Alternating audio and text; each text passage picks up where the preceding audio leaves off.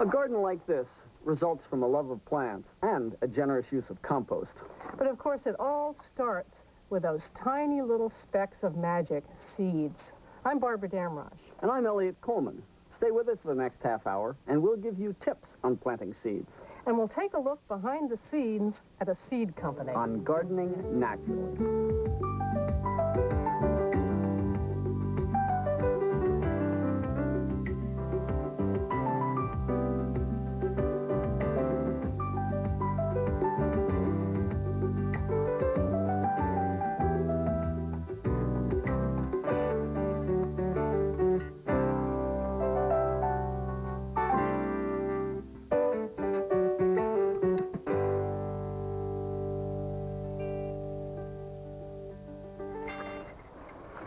You know, seeds are as much of a kaleidoscope of colors and shapes as the plants they produce.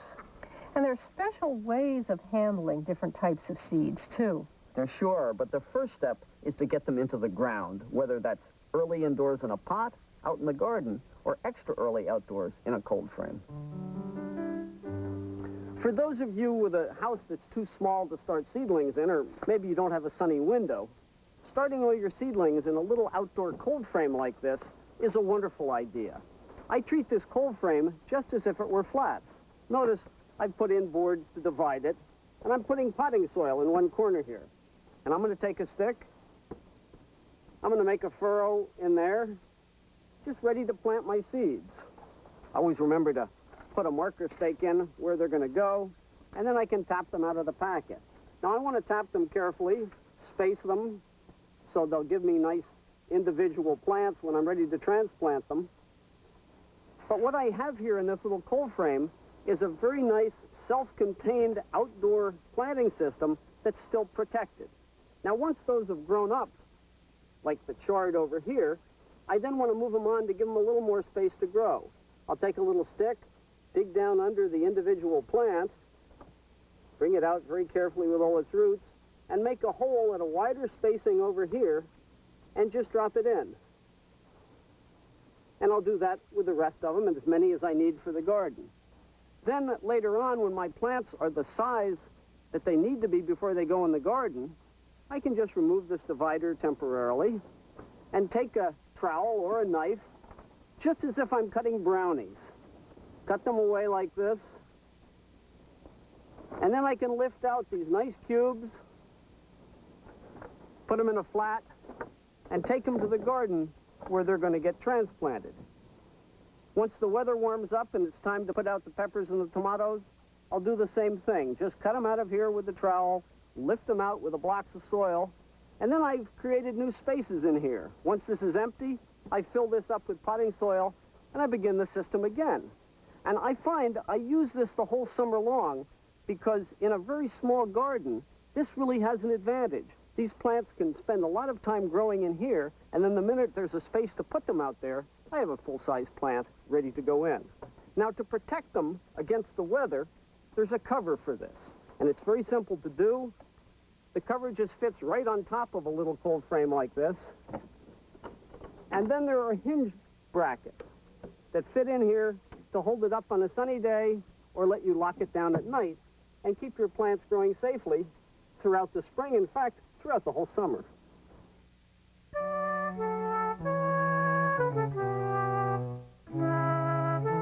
When many people see a recommendation for inoculants in a seed catalog, they wonder if it isn't a way of preventing some plant from getting a disease.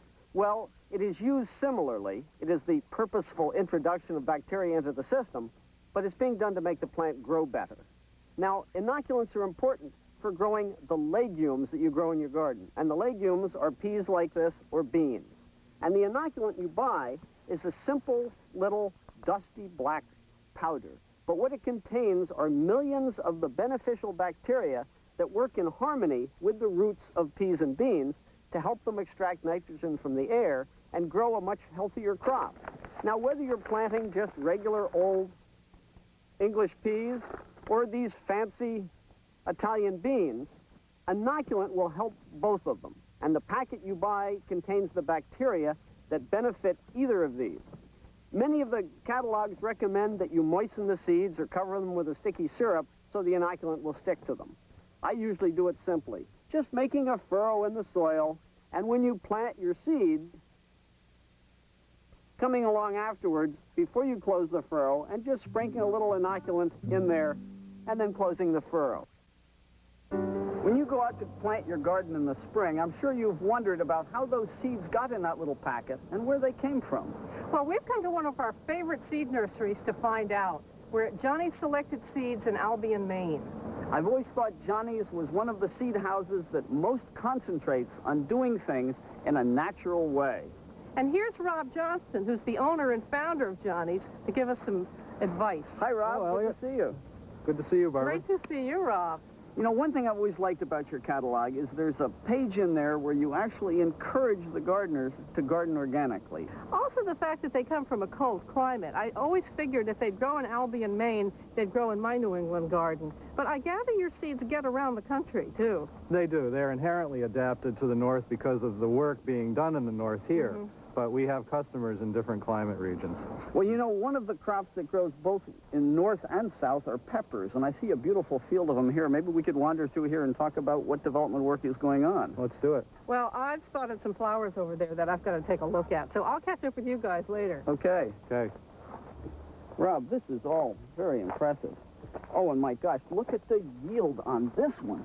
Yeah, this is a variety of ours called Vanguard. You can see that pepper. It's about as huge as they come. You know, one thing I've noticed about Johnny's, instead of just retailing seeds like other companies, you guys are actually developing them. That's unique. Is this a passion with you? It is. We have breeding programs on a number of crops, and peppers are definitely one of my favorites. I can tell that. How many different varieties are being trialed here? Over 400. And what do you look for when you evaluate peppers?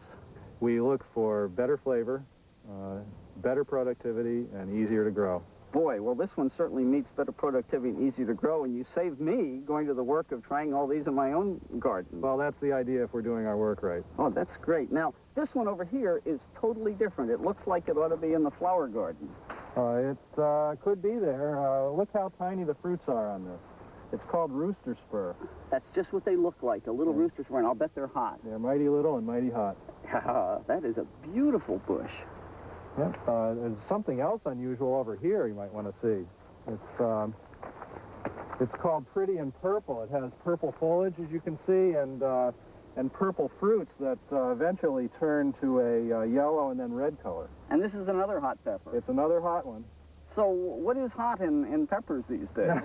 Good question.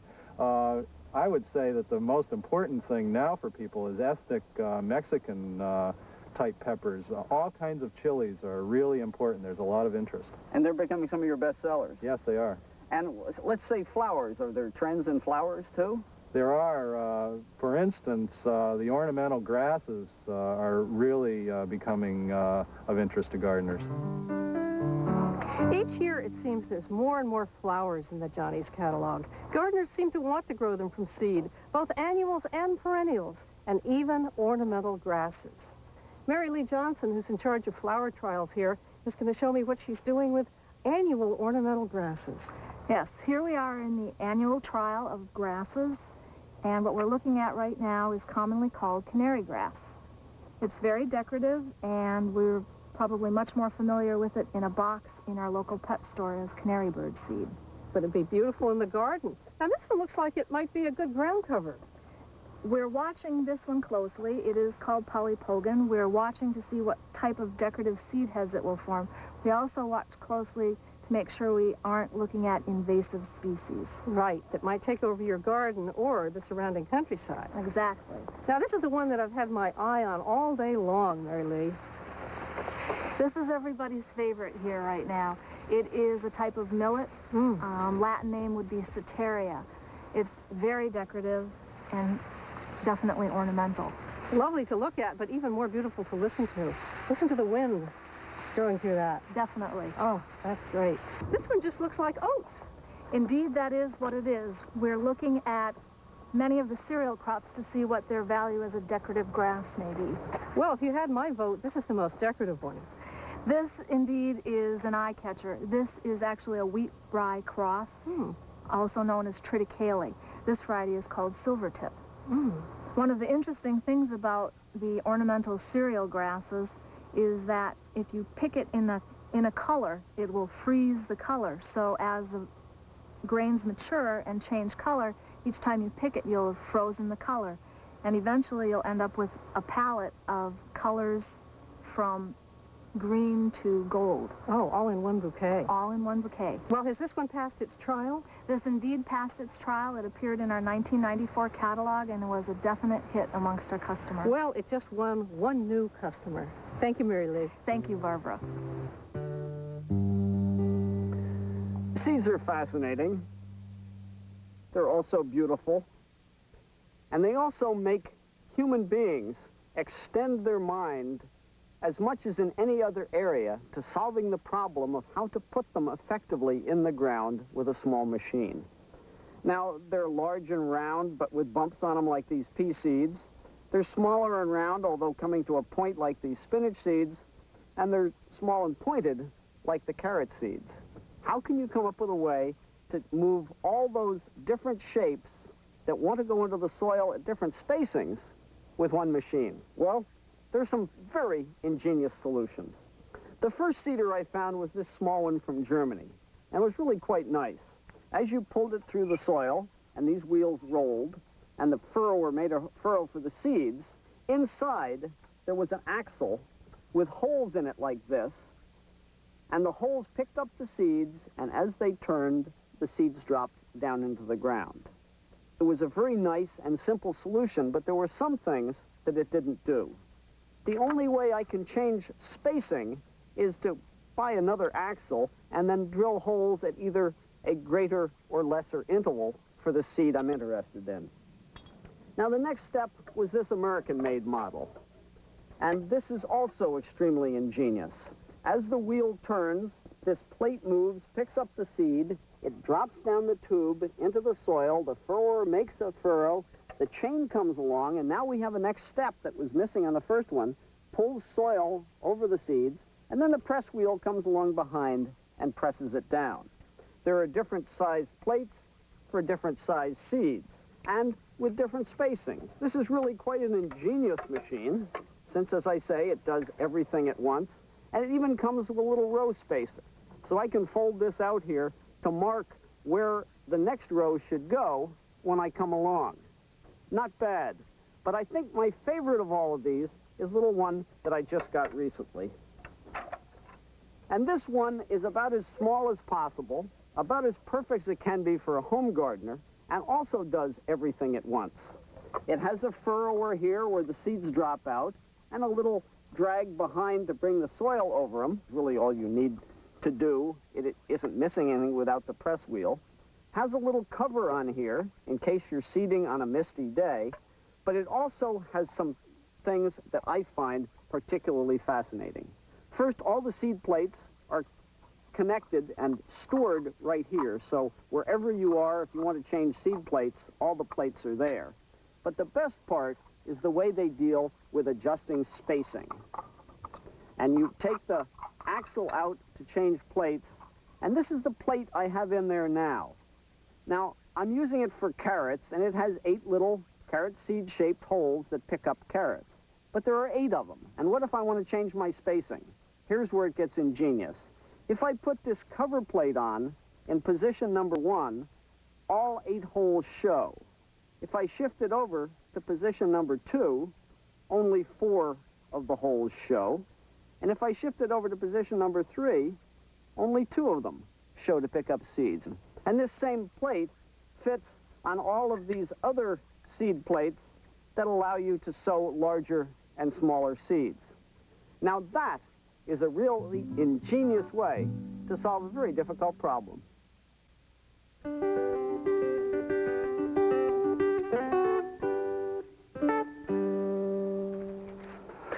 No matter how carefully you try and sow one seed at every spot you want the plants to be when they germinate, you often have to thin because there are extra plants. In fact, sometimes I will admit I'm a little nervous. Gee, will they all come up? And I put a few extras in just to be sure. Well, when it does come time to thin, don't hesitate to do it, and make sure you do it carefully. Because if you give each plant the ideal amount of space in which to grow, obviously it's going to grow better. Now I'm thinning this row of chicory, and I'm aiming for a spacing of 3 to 4 inches. Easiest way to measure that is just with your fist if you need to measure. That's about the space I want between each plant as I go along here. And the best way to do this is not to cut off the chicory, but to pull them, because these will grow from a cut-off root. So I'm going to find a nice plant, I'm going to put my finger on the ground next to him, and I'm going to pull the other guys in between. That way, I won't disturb the root of this plant while I pull out its neighbors. Put my finger down the ground there again, and then I'm able, without disturbing his root, to pull a few neighbors as I move along until I see the next nice one here. Then I'm going to sneak by him. I can do a very effective job without harming anything. Now, I've never developed a taste for the green thinnings of chicory. They're too bitey. But I do love beet greens. And when I thin the beets, I take the thinnings back, and we enjoy eating them. Now, beets, there's no problem with them spreading from the root, so I do come along here with the knife, carefully cut them off just below ground level, take them out, put them in the pot, and then I take them back to go in the cooking pot for dinner. Now, the one seed I always try and make sure I sow without any extras are radishes, because they're such a short time from seeding to harvest that I never think I'm going to get around to thinning them. However, I have friends who say, oh, Elliot, no, I always sow radishes thickly, make myself go out and thin them, because when they're really young like that with just a couple of leaves, that whole plant is delicious in the salad bowl. Well, there's more than one way to do this, obviously. Rob has brought me into the seed lab at Johnny's to show me about quality assurance. Okay, what exactly is quality assurance? What's it all about? There's the outdoor trials, and there's also the lab work. What goes on in the lab? Well, primarily we test germination. How do you do that? We use germination chambers like this one. And what's inside? I can see something sprouting. Let's see. In this one we have some tomatoes, some peppers. Here's some corn in a rolled towel so that the roots grow one way and the top's another, making it easy to count. And what's that? Here is silvery white. These are a variety of straw flowers and everlastings. And it takes a good analyst to know which of these seedlings will be normal in the field and therefore included in the germination percentage. Right. Well, that one seems to be doing pretty well. It looks like they've almost all germinated. But, you know, I notice on your seed packets that I get that you have a minimum germination figure. For instance, this corn is 80%. Now, is that pretty much what I'll get, or will it be more than the minimum, usually? It's likely to be more, but you can expect under normal garden conditions to have at least the printed percentage. Oh, what about this one, 30%? Well, different species have naturally different germination rates, and rosemary is an example of one with a naturally low rate. Right, so you just plant more of them to get more seedlings. You would have to. Yeah. Now, one thing I've also wondered, how do you get just the right amount of seeds into each packet? Surely you don't have somebody sitting there counting out every seed. There are times when we do that, but we also have gadgets and machines that help us out. Oh, I'd like to see that. Will you show me that? Hi, Donna. Hi, Rob. Barbara, here's one of our machines. This one cleverly counts the seeds for us. How does it do that? Well, you can see these are peppers, and it's filling packet number 1, and the electric eye counts the seeds until the correct count is reached, at which point Donna changes the envelopes over. Oh, isn't that wonderful? But what happens if you have that really fine seed that's almost like dust? Right. That's something that a skilled person can do better than a machine.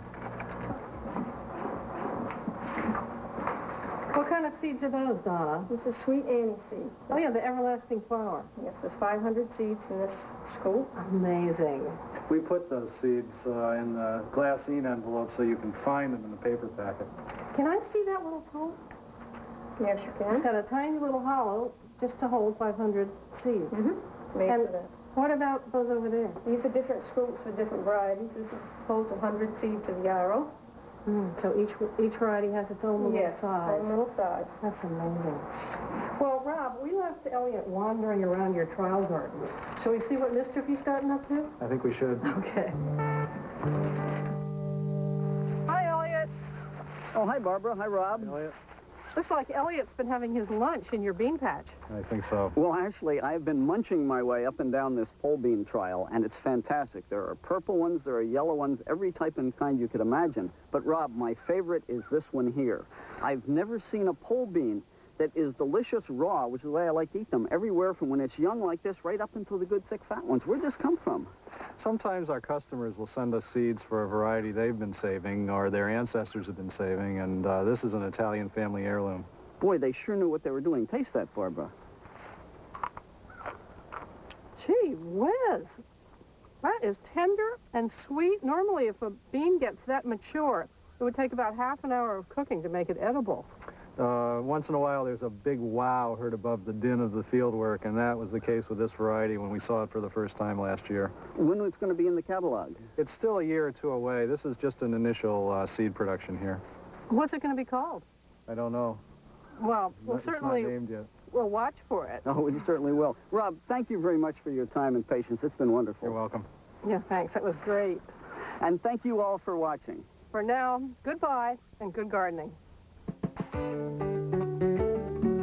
Next on TLC, get started on easy home projects that anyone can handle here on Homebodies.